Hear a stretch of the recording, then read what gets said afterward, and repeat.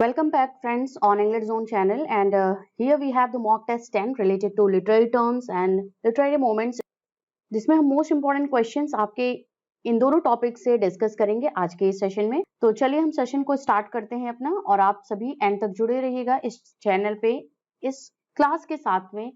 और इसके साथ साथ फ्रेंड्स, सेशन को शेयर कर दीजिए आप सभी अपने सोशल मीडिया प्लेटफॉर्म्स पे।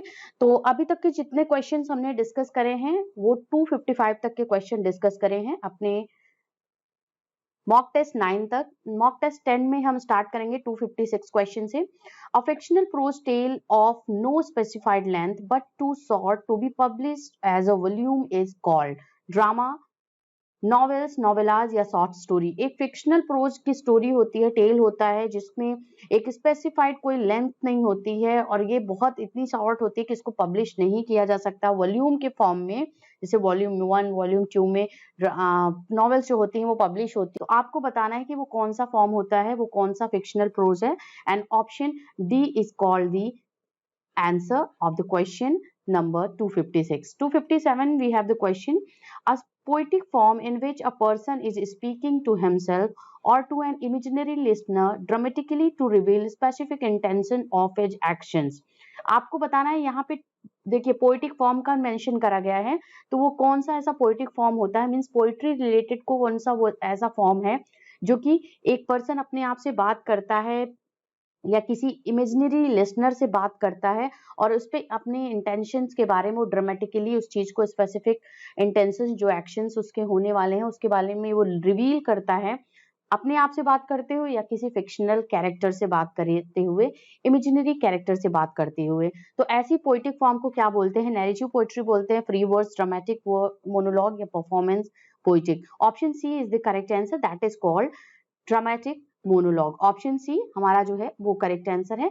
यहाँ पे हम ड्रामेटिक मोनोलॉग को आंसर करेंगे। और ड्रामेटिक मोनोलॉग के सबसे बड़े, सबसे ग्रेट पोएट जिनके बारे में हम बात करते हैं, Robert browning. Okay, great Victorian poet Robert browning है जो ड्रामेटिक मोनोलॉग रिलेटेड पोएट्री को लिखा करते थे। Next number question 258 we have John Donne belongs to the metaphysical, romantic, cavalier या आपका है मॉडर्निस्ट पोइट्री। तो किस पोइट्री या किस एज से बिलोंग करते थे जॉन डन, आपको इसका आंसर बताना है। Option A is the answer. We all know the great poet of the metaphysical school of poetry, that is John Donne. इससे रिलेटेड वीडियो भी अपलोडेड है, जॉन डन से रिलेटेड उनकी बायोग्राफी, उनके वर्क्स को डिस्कस करा है। साथ ही साथ मेटाफिजिकल स्कूल ऑफ पोइट्री से अभी मैंने लास्ट जो हमारा वीडियो था उसको मैंने इस पे अपलोड करा है इस चैनल पे। तो ये सब आप वॉच आउट कर लीजिएगा, थोड़ा आपको अच्छे तरीके से समझ में आ जाएगा कि क्या होता है मेटाफिजिकल स्कूल ऑफ पोइट्री और क्यों जॉन डन इस स्कूल ऑफ पोइट्री से कैसे बिलोंग करते थे, वो सब उसमें स्पेसिफिकली मेंशन हुआ है। तो option A is the answer of 258 question. 259 we have on the screen. Which 19th century reformist movement influenced Hopkins? Hopkins, GM Hopkins की बात हो रही है यहाँ पे। आपको बताना है कि कौन सा 19th सेंचुरी का जो मूवमेंट था, रिफॉर्मिस्ट मूवमेंट था, वो जीएम होपकिंस को इंस्पायर किया या इन्फ्लुएंस किया है। Option A is the answer, Oxford movement. Oxford movement से भी रिलेटेड वीडियो क्लास हमारी इस चैनल पे अपलोडेड है, आप उसको भी वॉच आउट कर लीजिएगा यहाँ पे इस चैनल पे इंग्लिश जोन पे, ठीक है। तो ये इससे रिलेटेड वीडियो है। नेक्स्ट नंबर क्वेश्चन की बात करते हैं। 216 क्वेश्चन 260 है यहाँ पे, 260। The movement of return to nature has to do with new classical age, romantic age, restoration age या है आपका none of these. Return to nature का मतलब हुआ है प्रकृति की तरफ लौटो। ये जो एक मूवमेंट था ये किससे बिलोंग करता है, किससे इसका बिलोंगिंगनेस है या किससे इसका डायरेक्ट रेफरेंस लिया जाता है? न्यू क्लासिकल एज की बात की हमने, रेस्टोरेशन या रोमांटिक या आपका है नन ऑफ दीज। तो ऑप्शन बी हमारा करेक्ट आंसर होगा, क्योंकि रोमांटिक एज के पोएट्स, रोमांटिक एज के जो एक सिनेरियो था लिटरेचर लिखने का, that is related to return to nature. Means इससे पहले जो अभी तक के लिटरेचर लिखे गए थे आप इंग्लिश लिटरेचर में, जो एक फॉर्म ऑफ लिटरेचर लिखा गया है वो न्यू क्लासिकल एज में प्रोज एंड रीजन से रिलेटेड था, और वहां पे reason was the main thing and specifically जो एसेज या प्रोज वर्क्स लिखे गए थे। बट रोमांटिक एरा में लोग प्रकृति की तरफ लौटे और उस तरीके से नेचुरल चीजों को ब्यूटीफाई करते हुए, नेचुरल जो ब्यूटी है उसको एग्जैगरेट करते हुए, उसको एक तरीके से अपनी पोइट्री में जिस तरीके से दिया है प्लेस, या जिस तरीके से उसको यूज करा हुआ है नेचर रिलेटेड थिंग्स को, दैट इज कमेंडेबल। और यहाँ पे इम्पोर्टेंट जो पोएट्स हैं वो वर्ड्सवर्थ हैं, शेले, कीट्स, कॉलरिज, ये इंपॉर्टेंट पोएट्स इस एरा से बिलोंग करते हैं जो कि रोमांटिक एरा है। और रिटर्न टू नेचर जो है वो रोमांटिक एज से बिलोंग करता है। अगला क्वेश्चन हम देखते हैं, the phrase willing suspension of disbelief is associated with. आपको बताना है विलिंग सस्पेंशन ऑफ डिसबिलीफ की बात हो रही है यहाँ पे। ये एक फ्रेज है, एक टर्म है, आपको बताना है ये किससे एसोसिएट करता है, बेरॉन, कीट्स, कॉलरिज या Wordsworth. Option C is the correct answer. Coleridge is the option. ST Coleridge की बात हो रही है और एसटी कॉलरिज हमारे करेक्ट आंसर हैं। नंबर 62 की तरफ चलते हैं। 262 क्वेश्चन है, an alexandrine is the last line of the. Alexandrine जो है वो किसकी लास्ट लाइन है, आपको बताना है। ओटावा रेमा, स्पेंसेरियन स्टैंजा, या है आपका यहाँ पे राइम रॉयल टर्जा रेमा। अलेक्जेंड्रिन को थोड़ा सा आप मुझे डिफाइन करिएगा जरूर यहाँ पे, और उसके बाद मैं आपको बताऊंगी कि क्या है ये टर्म, क्या है, किससे बिलोंग करता है। तो ये जो बिलोंग करता है फ्रेंड्स, ये है स्पेंसेरियन स्टैंजा से बिलोंग करता है। स्पेंसेरियन स्टैंजा में 9 लाइन्स होती हैं, ये ध्यान दीजिएगा। और जो लास्ट लाइन होती है, मीन्स 9th लाइन जिसको बोलते हैं, लास्ट लाइन जो होती है वो अलेक्जेंड्रिन फॉर्म में लिखी जाती है, जिसमें 12 सिलेबल्स होते हैं, 6 स्ट्रेस 6 अनस्ट्रेस। और ओवरऑल जो स्पेंसेरियन स्टैंजा का अगर हम राइमिंग पैटर्न की बात करते हैं, स्कीम की बात करते हैं, rhyming A B B C और सी, ये देखिए 2 लाइन्स 2 लाइन्स 2 लाइन्स 2 लाइन्स, और ये आपका जो होता है ये 9th लाइन होती है जो कि हेक्सामीटर में होती है। और ये हमारा जो बोला जाता है इसको हम बोलते हैं अलेक्जेंड्रिन, जिसमें 12 सिलेबल्स होते हैं। ओके, नेक्स्ट नंबर क्वेश्चन को देखते हैं। Terza rima is a stanza of.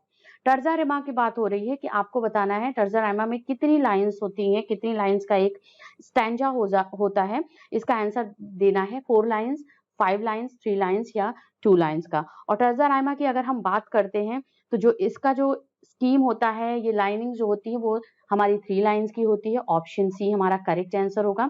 3 lines का एक इसमें स्टैंजा होगा जो कि इसमें लिखा जाता है। जो टर्जा राइमा की में पोएटिक्स जो लिखी जाती है वो 3 लाइन एक स्टैंजा में होगा। या तो इसका राइमिंग स्कीम की जो बात करते हैं वो ये हो सकता है ए बी ए, या बी सी बी, या आपका है डी ई डी। ठीक है, मीन्स 3 लाइन जो होती है वो 3 लाइन्स होती हैं इस तरीके के स्टैंजा में, राइम्स तर्जा राइमा में। Next number question, what is catharsis. Number question है जो हमारा 264 नंबर क्वेश्चन है।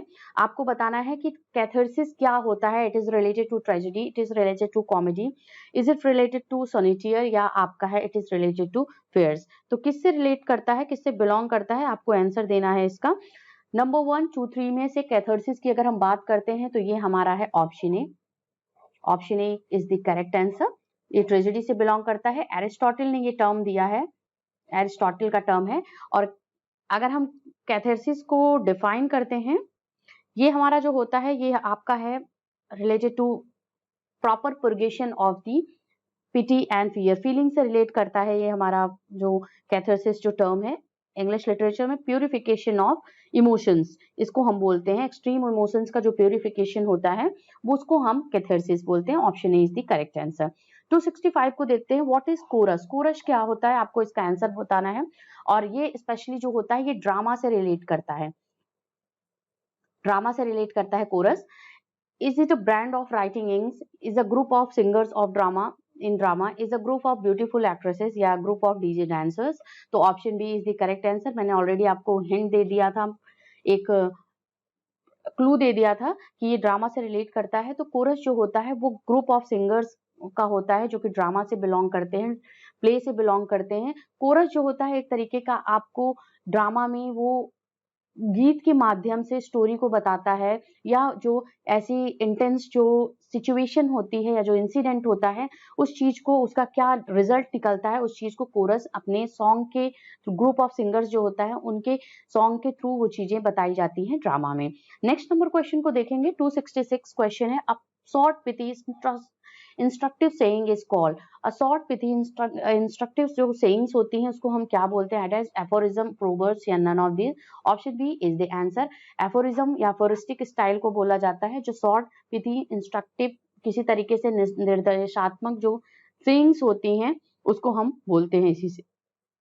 अगले क्वेश्चन को देखेंगे 267। The term problem play was coined by. Problem play का जो टर्म है वो किसने क्वाइन किया हुआ है? जीबी शॉ, सिडनी वेब, जे गॉल्सवर्दी या सिडनी ग्रॉन्डी। तो ऑप्शन डी को करेक्ट करेंगे। इवन हम अगर बात करते हैं तो John Galsworthy is also one of the most important dramatist और रिलेटेड टू प्रॉब्लम प्लेस, जिन्होंने 20th सेंचुरी में प्रॉब्लम प्ले से रिलेटेड अपने जो ड्रामाज लिखे हैं उसमें अपने करंट सिचुएशंस के बारे में या करंट जो प्रॉब्लम प्ले है related to law, justice, related to poverty, related to criminal justice, everything जो वहां पे प्रिवेल्ड है, करप्शन या प्रिवेल्ड जो प्रॉब्लम्स हैं सोसाइटी की, उसके बारे में अपने प्लेज में बात की है। गॉल्सवर्दी हैं वन ऑफ द इम्पोर्टेंट, जेबी सॉमन ने भी बात की है, बट जो टर्म इसको जिसने क्वाइन किया हुआ है problem play, that is Sidney Grundy. Next number question 268। Full fathom 5 thy father lies illustrates rhyme, internal rhyme, alliteration, assonance. तो ऑप्शन हमारा यहाँ पे सी करेक्ट होगा। एलिट्रेशन की बात हो रही है फुल फैंथम 5, जहाँ पे किसी एक सिलेबल का या किसी एक वर्ड का रिपीटिशन होता है बार बार, तो वहां पे हम एलिट्रेशन बोलेंगे। और यहाँ पे एफ एफ वर्ड का हो रहा है, तो ये full fathom 5 thy father lies, ये लाइन जो है ये टेम्पस से ली गई है। टेम्पस प्ले शेक्सपियर का, उससे लिया गया है, तो ये भी आप ध्यान दीजिएगा। अगले क्वेश्चन को देखेंगे 269 question. The new criticism is written by. New criticism जो बुक है अगर हम उसकी बात करते हैं वो किसने लिखा हुआ है? लेविस, एलन टेट या आपका एमसन या आपका है J C Ransom. And this is the book written by option D J C Ransom, ये करेक्ट आंसर है। अगर इस बुक की बात करते हैं तो ये जो न्यू क्रिटिसिज्म बुक है ये 1941 में पब्लिश हुई है। John Crowe Ransom is the full name of J C Ransom, ये आप ध्यान दीजिएगा। ये 20th सेंचुरी में लिखी गई अमेरिकन लिटरेरी क्रिटिसिज्म से जो रिलेटेड बुक है, द न्यू क्रिटिसिज्म, इसके बारे में बात की है जेसी रैनसम ने, John Crowe Ransom. Okay, next number question को देखेंगे 270। A correction by amending a correction resulting from critical editing is called emendation, improvement, recommendation या none of these। तो ऑप्शन ए हमारा करेक्ट होगा। emendation ये आपका critical जो क्वेश्चन है या क्रिटिसिज्म से रिलेटेड क्वेश्चन को हमने यहाँ पे पिक किया हुआ है और इसी से बिलोंग करता है। a correction by amending a correction resulting from critical editing is called। 271 question by objective correlative Eliot's mean. T S Eliot ने ऑब्जेक्टिव कोरिलेटिव की थियरी दी है, आपको बताना है कि इसका मतलब क्या होता है। Correlation between different poets, object and events that evoke an emotions, concrete emotions and thoughts, words to name feeling and objects. तो ऑप्शन बी हमारा करेक्ट होगा। Objects and events that evoke an emotions that is called objective correlate, मतलब वो object जो आपके से correlate करता है, किसी इंसिडेंट से कोरिलेट करता है और किसी चीज की वो आपको याद दिलाता है, किसी ऐसी इंसिडेंट या इवेंट्स की याद दिलाता है, तो वहां और उससे आपका इमोशन जो होता है वो इवोक होता है उस ऑब्जेक्ट को देख करके, that is called objective correlative according to T S Eliot. 272 question को देखते हैं। Comedy of manners flourished in which period. बहुत इंपॉर्टेंट क्वेश्चन है ये आपके एग्जाम पॉइंट ऑफ व्यू से, और एग्जाम में रिपीटेड भी है, तो यहाँ पे रिवाइज किया जा रहा है, हम क्वेश्चंस को रिवाइज कर रहे हैं जो मोस्टली आपके एग्जाम में पूछे गए हैं। तो रेस्टोरेशन ए से बिलोंग करता है कॉमेडी ऑफ मैनर्स, ऑप्शन हमारा जो है वो ए करेक्ट है। कॉमेडी ऑफ मैनर्स की बात हो रही है कि यहाँ पे जो सोसाइटी है, अपर मिडिल क्लास सोसाइटी के जो एक लिविंग स्टैंडर्ड है, उनके मैनर्स को उपहास करते हुए, उस पर एक तरीके सा के का सटायर करते हुए, लाफ्टर क्रिएट करते हुए जो वर्क्स लिखे जाते हैं, जो ड्रामा लिखे जाते हैं, उस वो कॉमेडी ऑफ मैनर्स की कैटेगरी में काउंट होते हैं। तो restoration period was the age जब ये कॉमेडी ऑफ मैनर्स फ्लरिश्ड हुआ था। Next number question 273। A song and hymn of mourning composed performed as to a dead person is called elegy, ballad, dirge या आपका lyric है। तो यहाँ पे आपका डर्ज है, dirge is also called elegy. यहाँ पे देखिए परफॉर्म्ड होता है, compose performed as a dead person called dirge. Next number 274, a quotation at the beginning of writing is called prologue, epigraph, epilogue या आपका कोट्स है तो उसको हम बोलते हैं epigraph. Option A B is the correct answer. A quotation of the beginning of writing, किसी writing के बिगिनिंग में जो कोटेशन होता है उसको हम एपिग्राफ बोलते हैं। That is option B is the correct answer. Next question 275, it is a comedy in which action is more silent than characterization, it is called melodrama, closet play, interlude या mystery play. Comedy जिसमें action जो होता है silent होता है then characterisation, उसको बोला जाता है ऑप्शन ए मेलोड्रामा। कैरेक्टराइजेशन से कहीं ज्यादा बढ़ के जो होता है वो इम्पोर्टेंट फीचर एक्शन होता है इस तरीके की कॉमेडी में, और एक्शन उसको हम मेलोड्रामा बोलते हैं। और जॉन वेबस्टर के ने मेलोड्रामास लिखे हुए हैं, जैसे डचेस ऑफ मॉल्फी है एंड द वाइट डेविल। तो ये इनका इंपॉर्टेंट प्ले है जो कि मेलोड्रामा से बिलोंग करता है। अगले क्वेश्चन की तरफ चलेंगे 276 question, a composition that imitates somebody's style in a humorous way is called. Composition जो किसी की स्टाइल को ह्यूमरस वे में इमिटेट करते हुए लिखा जाता है उसको हम क्या बोलते हैं? पीरियोडिक, पैरोडी, मेलोडी या laughing stock. That is option B, parody उसको बोला जाता है। और पैरोडी जो लिखा है उसके हम बारे में बात करेंगे। तो यहाँ पे जोसेफ एंड्रयूज, ये लिखा है हेनरी फील्डिंग ने।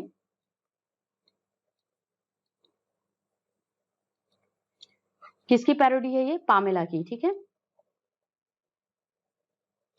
Pamela bye Richardson. तो पामेला जो यहाँ पे नॉवेल था उसको पैरोडी करते हुए जोसेफ एंड्रयूज नॉवेल लिखा है हेनरी फील्डिंग ने। Next number question 277, a stanza of 4 line is called sestet, quarters, couplet या क्वार्टरन। तो ऑप्शन डी हमारा करेक्ट आंसर होगा, क्वार्टरन बोला जाता है, जो कि 4 लाइन की कोई एक स्टैंजा होती है, एक स्टैंजा में 4 लाइन्स जिसमें होती हैं उसको हम क्वार्टरन्स बोलते हैं। Next number question 278, the term stream of consciousness used in the book of William James, that is principles of the psychology, that is option B is the answer of the question।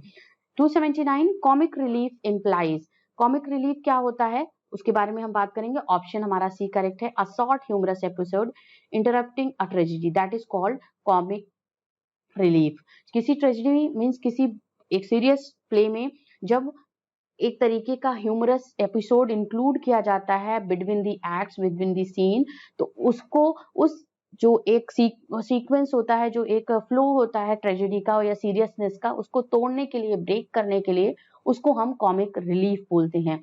और interlude में इसी तरीके से interlude जो होता है वो novels में आता है।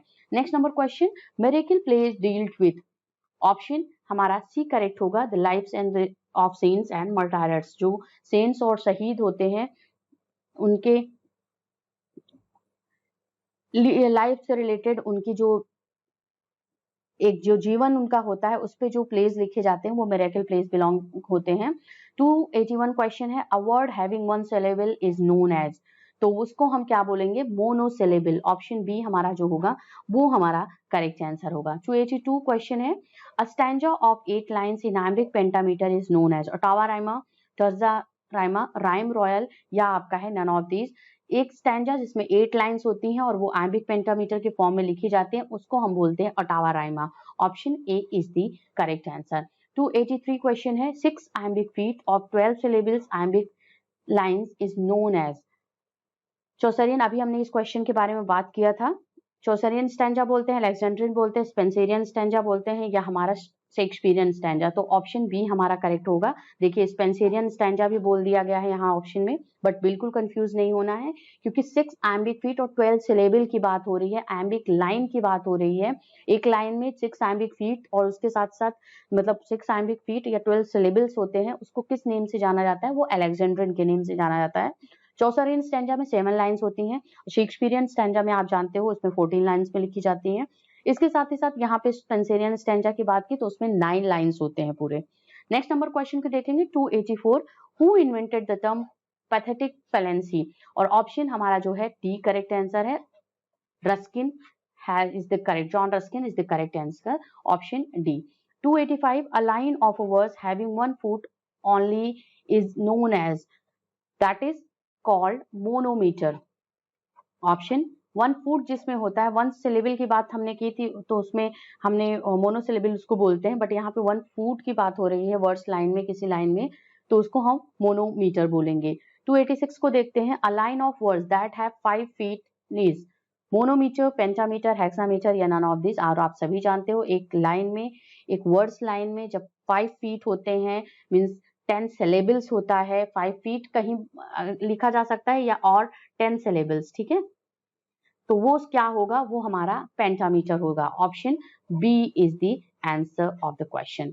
नेक्स्ट, तो ये हमारे कुछ क्वेश्चंस थे जो कि आज की क्लास में हमने मॉक टेस्ट 10 में डिस्कस करा, लिटरेरी टर्म्स एंड मूवमेंट से रिलेटेड। इससे पहले कि आप मॉक टेस्ट जरूर वॉच आउट कर लीजिएगा, आपको इन स्क्रीन पे, यहाँ पे आपको यूपीटीजीटी का आपको प्लेलिस्ट दिख रहा होगा, वहां पे सभी जितने भी हमने क्वेश्चंस अभी तक के, जितने भी वीडियोस हमने अभी तक के मॉक टेस्ट से या उससे यूपीटीजीटी के पेपर से रिलेटेड डिस्कस करा हुआ, उन सब को इसी प्लेलिस्ट में इंक्लूड करा गया है। तो आप ये प्लेलिस्ट जरूर एक बार क्लिक कर लीजिएगा, चेक कर लीजिएगा आपके एग्जाम के प्रिपरेशन के लिए। और हम बने रहिए चैनल के साथ में, मिलेंगे आप सभी से नेक्स्ट क्लास में। Thank you everyone for watching this.